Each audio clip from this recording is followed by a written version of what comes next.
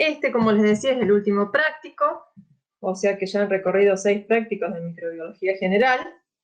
Y lo que tenemos que ver ahora es el trabajo práctico número 7, que incluye todos aquellos métodos de identificación bacteriana. Por supuesto que en realidad, de todos los métodos que vamos a ver nosotros, digamos, no es ni la cuarta parte de todos los métodos que existen para la identificación bacteriana. Incluso cada vez van surgiendo nuevos métodos, más sofisticados incluso con la utilización de equipos y todo, porque justamente lo que se está buscando es tratar de ser, digamos, específicos en detectar un género y una especie, sobre todo, de un microorganismo. Es por eso que nosotros ahora vamos a ver más que nada lo que es los métodos fenotípicos que se llaman, ya les voy a comentar de qué se trata eso, pero existen un montón de métodos más que son mucho más específicos para la identificación de una bacteria. Bien, como para empezar, por supuesto, tenemos ciertos objetivos en este trabajo práctico. Primero, por un lado, conocer los diferentes métodos, como les mencionaba, de identificación de los microorganismos en el laboratorio, adquirir habilidades y o destrezas para la identificación, obviamente que como no podemos hacerlo en el laboratorio, acá les puse fotitos y cosas como para que nos vayamos, digamos, internalizando en lo que es las diferentes pruebas bioquímicas para la identificación de microorganismos. Y por supuesto, como en todos los trabajos prácticos, valorar la responsabilidad, interacción y cooperación entre todos. Bien, como les decía al principio entonces, el hecho de la identificación completa de un microorganismo, es decir, esto incluye poder asignarle la categorización de especie o la categoría de especie a un microorganismo, es fundamental, es un pilar fundamental de lo que es la microbiología general. Dentro de estos métodos de identificación, los que están, digamos, los que son más actuales y que más se utilizan, son los métodos moleculares.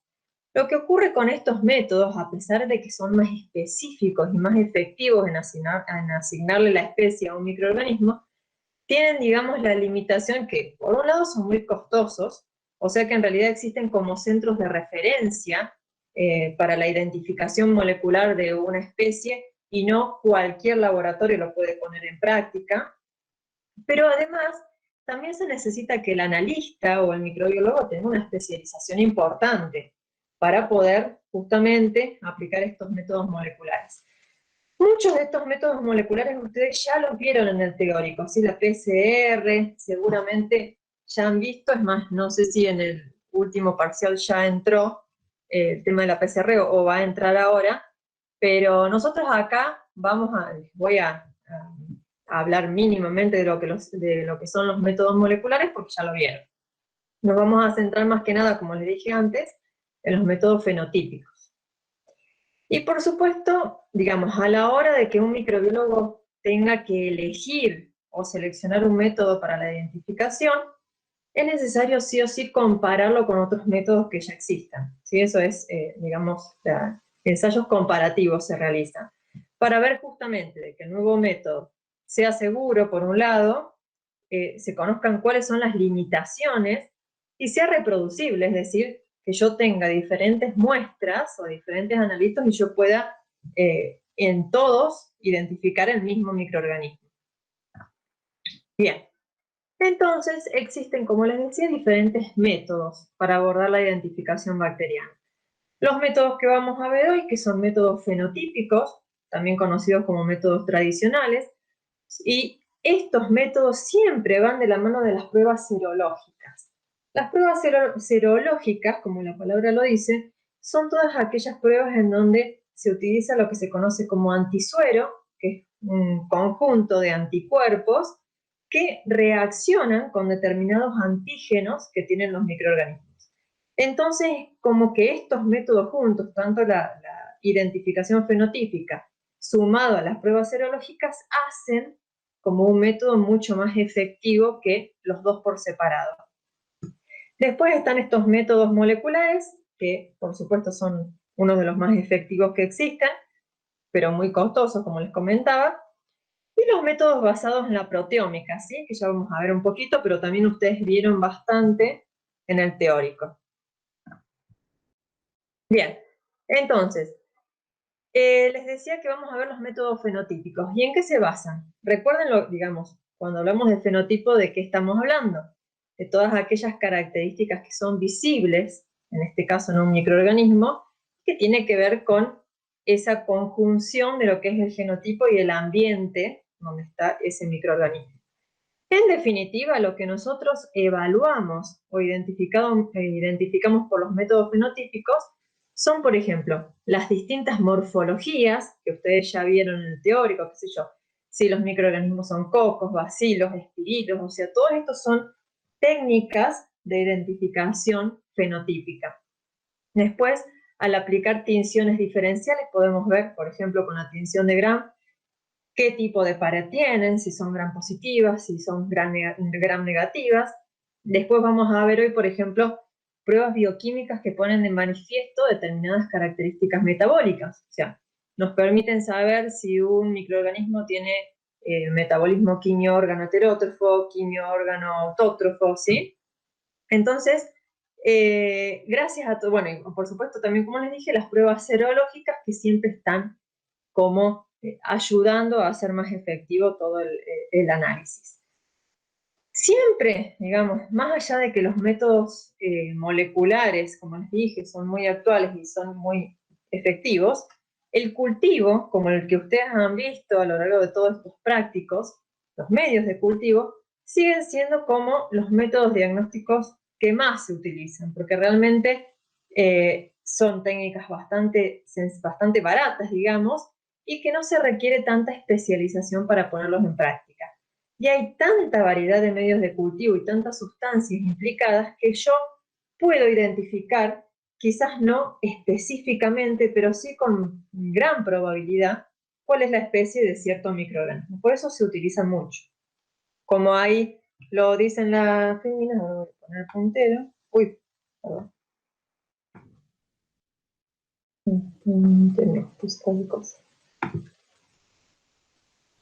Bien. Como aquí lo dice, además, el cultivo de microorganismos nos permite aislar el microorganismo, por supuesto, o sea, obtener después un cultivo puro, identificarlo y también estudiar su sensibilidad a los antimicrobianos, que eso se realiza a través de los antibiogramas. Bien. Y estos métodos de identificación fenotípica pueden proporcionar una certeza absoluta, o sea, no proporcionan, perdón, una certeza absoluta, pero brindan, sí, probabilidades de pertenecer a un género o especie, como les comento. Entonces, ¿qué usamos? ¿Cómo identificamos una bacteria de acuerdo a estos métodos fenotípicos? Podemos utilizar, por ejemplo, características microscópicas, diferencias en las características microscópicas que tengan las bacterias o los microorganismos. Para eso, por supuesto, como tenemos que verlo al microscopio, necesitamos realizar tinciones. Es decir, que esta parte sería toda la que ustedes vieron en los prácticos anteriores, de las diferentes tinciones que existen para poner de manifiesto la forma, y como les decía, el tipo de pared celular que tiene, si tiene o no endosporas, ¿sí? Todas estas características me permiten ir como segregando o diferenciando microorganismos de acuerdo a estas características microscópicas. O sea que sería como una primera aproximación a ir identificando microorganismos. Después tenemos también que tener en cuenta lo que son las características macroscópicas. Cuando hablamos de características macroscópicas estamos hablando de lo que yo veo cuando mi cultivo, mi microorganismo está en una placa de Petri, ¿sí? Cuando lo sembré y estoy viendo las diferentes colonias, ¿sí? O sea, visualización a simple vista, digamos, sin ningún tipo de aparato ni nada. La visualización de las colonias es muy útil, si bien no es que es específico, pero sí permite a grandes rasgos ir dividiendo. En general, diferentes especies de microorganismos producen colonias de distintos colores porque reaccionan de una forma determinada con alguna sustancia que tiene ese medio de cultivo. Incluso también la forma de las colonias o la consistencia que tienen también varían de especie a especie. Hay microorganismos que pueden presentar, por ejemplo, colonias que son más esponjosas, como por ejemplo puede ser un hongo, colonias cremosas que ya individualizan que son bacterias. O sea que también sumado a las características microscópicas nos van permitiendo la identificación. Por supuesto, esto es algo que, digamos, tiene que irse sumando con todos los métodos fenotípicos de identificación, porque así por sí solos no nos van a permitir la identificación. Otra característica que podemos observar y que nos permite dividir a los microorganismos es la hemólisis. La hemólisis, en realidad, ciertos microorganismos tienen unas enzimas que se denominan hemolicinas. Cuando estos microorganismos son cultivados en medios de cultivo que tienen sangre, es decir, que tienen glóbulos rojos, las hemolicinas rompen los glóbulos rojos y entonces esto se puede visualizar. Fíjense acá en la fotito que yo les puse de este medio de cultivo que se llama agar sangre, hay unos microorganismos que generan hemolicinas alfa y entonces se van a observar como con un halo verde alrededor de la colonia, no sé si se alcanza a ver acá. Ese es un tipo de microorganismo, y existen otro tipo de microorganismos que producen unas hemolicinas que se llaman beta, que aparecen como un halo, digamos, una zona clara alrededor de la colonia en vez de un halo verde. Entonces es otra forma que ya por la producción de hemolicinas alfa o hemolicina beta nos identifican uno u otro microorganismo. Y por último tenemos las características nutricionales. Es decir, como les comentaba antes, podemos identificar los microorganismos de acuerdo a su metabolismo, ¿sí? Si son quimio-organoheterótrofos o qué metabolismo poseen. Y a su vez, si a esos medios de cultivo donde estamos haciendo el estudio de las características metabólicas le sumamos alguna sustancia cromogénica que se llama, o sea, alguna sustancia que pueda reaccionar con alguna enzima que tiene el microorganismo, puedo brindarle un color. Entonces, de acuerdo al color, va a ser la especie de microorganismo. O sea que voy sumando características metabólicas y producción de pigmentos, por ejemplo, para identificar una especie u otra. Cualquier cosa, si hay algo que no se entiende, ustedes me dicen, ¿sí? Bien, uno de los métodos más usados hasta el día de hoy para identificar microorganismos fenotípicamente son las llamadas pruebas bioquímicas, ¿sí? Que, digamos, estarían dentro de lo que serían estas características nutricionales de las que yo les hablé, porque permiten determinar características o distintas características metabólicas particulares que tengan las bacterias. Son pruebas que son bastante rápidas, o sea, la mayoría son test en el que en el momento me identifican el microorganismo, o si no, requieren algunas horas.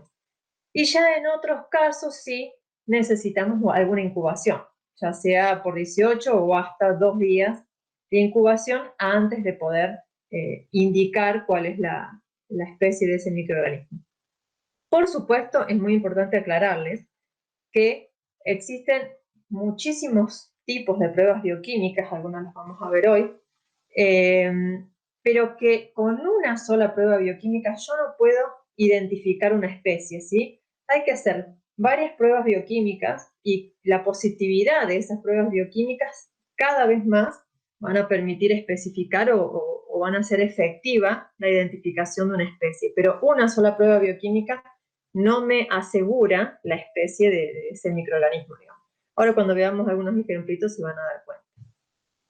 Y por supuesto hay como combos, digamos, o grupos de pruebas bioquímicas de acuerdo al grupo de microorganismos que yo quiero identificar.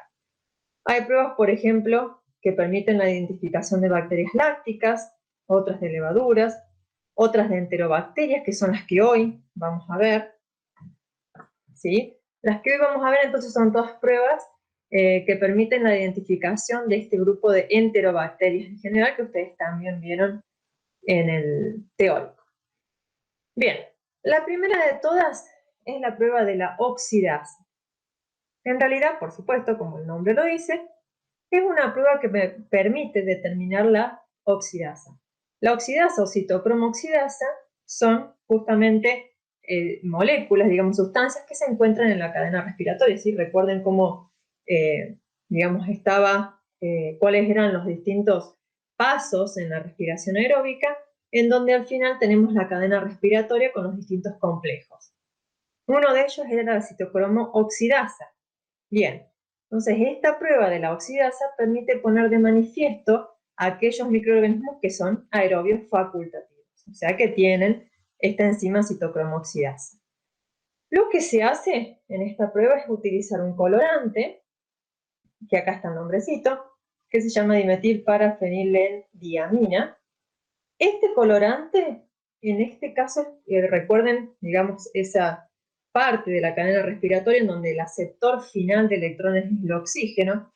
Este colorante es como que actúa como un sustituyente artificial de ese oxígeno, ¿sí? En esta prueba. Entonces, este colorante en el estado reducido, o sea, como si fuera el oxígeno, es incoloro, pero en presencia de citocromo oxidasa y de oxígeno, o sea, en presencia de aquellos microorganismos aerobios facultativos, se torna el colorante, digamos, se oxida el colorante y se torna en color azul. Entonces, si no hay microorganismos aeróbicos, digamos, facultativos, el colorante es incoloro, y si hay microorganismos aeróbicos, el colorante es azul. Teniendo en cuenta eso, bueno, acá están los resultados de la prueba, ¿sí? Fíjense, acá tenemos. Son tiritas, como las tiras reactivas comunes de pH, en este caso son tiras, que lo que se hace es colocar un disco de esas tiritas, que está siempre embebido en el colorante, por supuesto, de entrada, se coloca en 0,2 mililitros de agua destilada y a eso se le suspende un poco de la colonia que yo quiero determinar si es aeróbica o no. Una vez que se hace eso, se deja actuar por 30 segundos. Dentro de esos 30 segundos, tengo que visualizar el color. Entonces, si después, digamos, si dentro de esos 30 segundos obtengo la coloración azul, significa que esos microorganismos tienen la citocromo oxidasa, o sea que son aeróbicos. Si no se visualiza color, esos microorganismos no tienen citocromo oxidasa, o sea que no son aeróbicos. Es muy importante en esta prueba de la oxidasa, y ya vamos a ver que para otros también, que siempre el estudio se haga dentro de estos 30 segundos. Si se supera, supónganse que ustedes se olvidan y se van, y a la hora quieren venir e interpretar esta prueba de la oxidasa, muchas veces la cinta que estaba negativa dentro de los 30 segundos después se torna azul. Esto es porque hay como unas, digamos, no me sale la palabra, interferencias por distintas sustancias que hay dando vuelta, ¿sí? Que pueden producir un falso positivo, digamos, se llamaría en este caso. Entonces siempre hay que leer la prueba dentro de los 30 segundos de iniciado el procedimiento, ¿sí? Eso es muy importante. Bien, entonces, como para resumir, ¿qué es importante que a ustedes les quede? Es que si la prueba es azul, o sea, si el colorante viró azul, significa que es una prueba positiva, y si es incoloro es una prueba negativa. Es decir, que si es positiva es aeróbico y si es negativa no es aeróbico. Será anaeróbico, por ejemplo.